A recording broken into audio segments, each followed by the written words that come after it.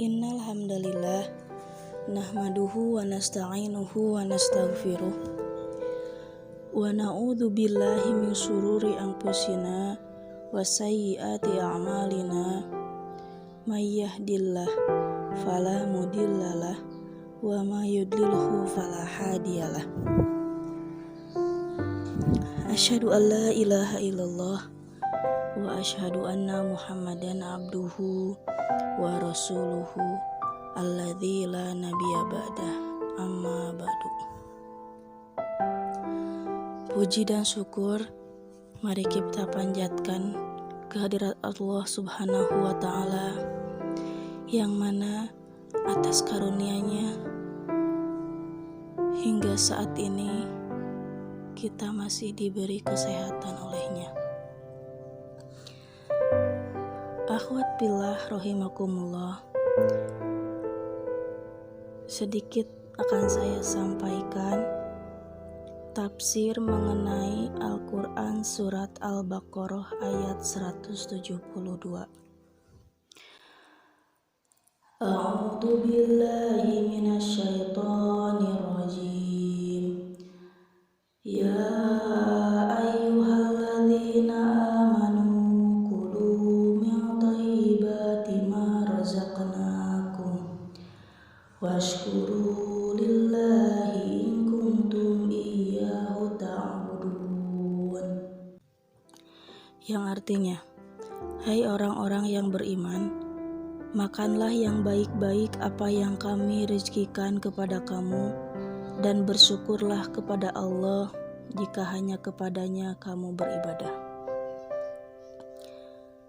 Dari redaksi ayat tersebut, ada dua kalimat yang perlu digarisbawahi, yaitu kalimat at-thayyibatu dan asyukru. Dalam kitab Ar-Raghib Al-Asfahani dijelaskan bahwa at-thayyibatu adalah bentuk jama dari at-thayyibatu yang berarti baik. Makna asal thayyib adalah sesuatu yang dirasakan kelezatannya oleh indera perasa dan jiwa. Oleh sebab itu, makanan yang thayyib menurut syariat adalah makanan yang didapat dengan cara, ukuran, dan tempat yang diperbolehkan. Maka, jika memenuhi persyaratan ini, makanan tersebut thayyib di dunia dan akhirat, serta tidak membahayakan kesehatan. Kalimat yang kedua, yaitu asyukru, artinya mengakui adanya nikmat serta mengatakannya. Syukur tersebut terbagi kepada 3 bagian. Yang pertama, syukur kalbu, yaitu mengakui adanya satu nikmat. Yang kedua, syukur lisan, yaitu memuji kepada si pemberi nikmat. Yang ketiga, syukur anggota badan, yaitu menggunakan kenikmatan tersebut pada yang semestinya. Akhwat fillah rahimakumullah, ayat di atas secara khusus Allah memerintahkan kaum mukminin mengkonsumsi rejeki yang thayyib. Sebenarnya ayat ini merupakan penegasan dari perintah sebelumnya, yaitu Al-Quran surat Al-Baqarah ayat 168, yang secara umum ia memerintahkan manusia memakan makanan yang halal dan thayyib. Dan yang dimaksud memakan pada ayat ini adalah mengambil manfaat dengan cara apapun. Itu yang tercatat pada kitab Al-Qurtubi. Firman Allah Subhanahu wa ta'ala ini diawali dengan kalimat Ya ayyuhalladzina amanu. Yang ini merupakan pertanda betapa pentingnya masalah yang akan disampaikan pada kalimat-kalimat selanjutnya. Dari Ibnu Abbas bahwasanya ada seseorang datang kepadanya lalu berkata, "Berwasiatlah Anda untukku."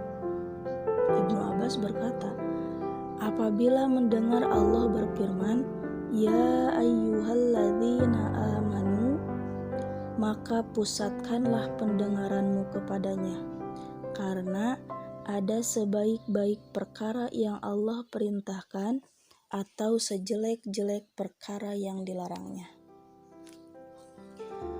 Pada ayat ini, setelah Allah mengawali firman-Nya dengan kalimat Ya ayyuhalladzina amanu, Ia memerintahkan hamba-hambanya yang mukmin memakan rezeki yang thayyib dan bersyukur kepadanya jika mereka benar-benar beribadah kepadanya. Menurut Az-Zamakhsyari, yang dimaksud dengan rezeki yang thayyib adalah segala kelezatan yang Allah berikan.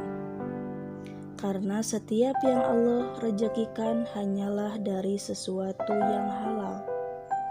Dengan demikian, Allah hanya memberi rezeki kepada mukminin berupa yang halal, baik zat maupun cara mendapatkannya. Selain itu, pada hakikatnya bukanlah rezeki yang diperuntukkan bagi mereka, dan jika dipaksakan untuk meraih, memiliki, dan menikmatinya, tentu akan menjadi satu penyakit yang kotor, yang suatu saat pasti akan memaksa keluar dari jalan yang tidak diinginkan. Akhwat fillah rahimakumullah, bersyukur kepada Allah atas segala nikmat yang diberikannya akan terbit dari hati, lisan, dan anggota badan seseorang jika kenikmatan yang ia raih berasal dari rezeki yang halal. Maka sekecil apapun bagian yang ditetapkan Allah baginya, ia akan menerima dengan sebesar-besar penerimaan, dan hidupnya akan merasa tercukupi dengan bagian tersebut. Sebaliknya, jika kenikmatan yang diraihnya berasal dari rezeki yang haram, sebesar apapun bagian yang Allah tetapkan akan selalu diterima dengan serba kekurangan, dan batinnya akan selalu tersiksa dengan masalah-masalah yang tidak diharapkannya.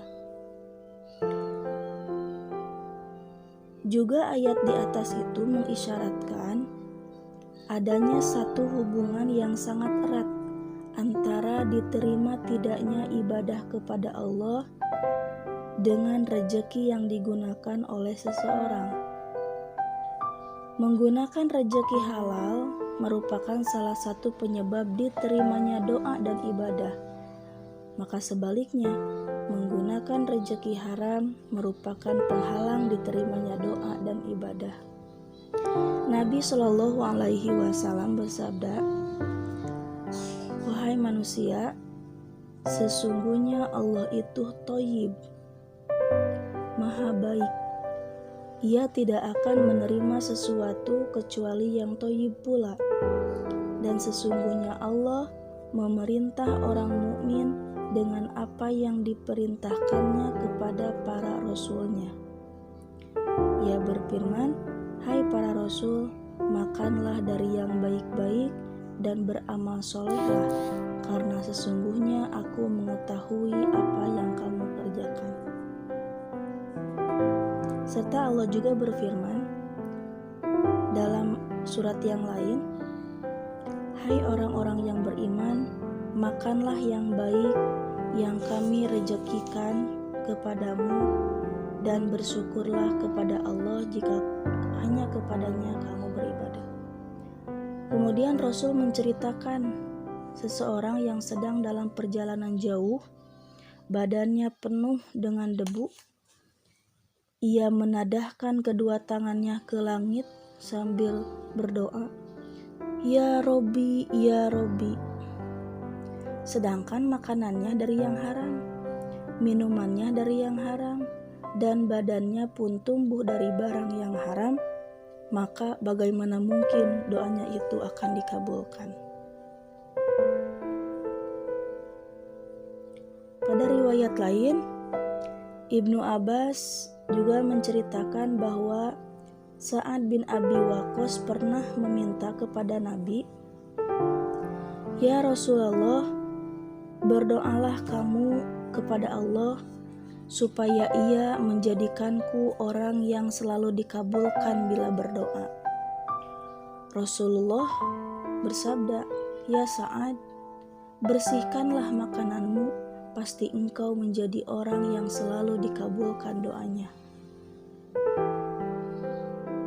Dan demi yang diri Muhammad berada pada kekuasaannya, demi Allah, sesungguhnya seseorang yang menelan setiap barang haram di perutnya tidak akan diterima doa dan ibadahnya selama 40 hari 40 malam. Serta hamba manapun yang badannya tumbuh dari barang yang haram dan riba, nerakalah yang pantas untuk menerimanya. Akhwat fillah rahimakumullah, jelas sudah kesimpulan yang dapat kita ambil dari tafsir Quran surat Al-Baqarah ayat 172 ini, bahwa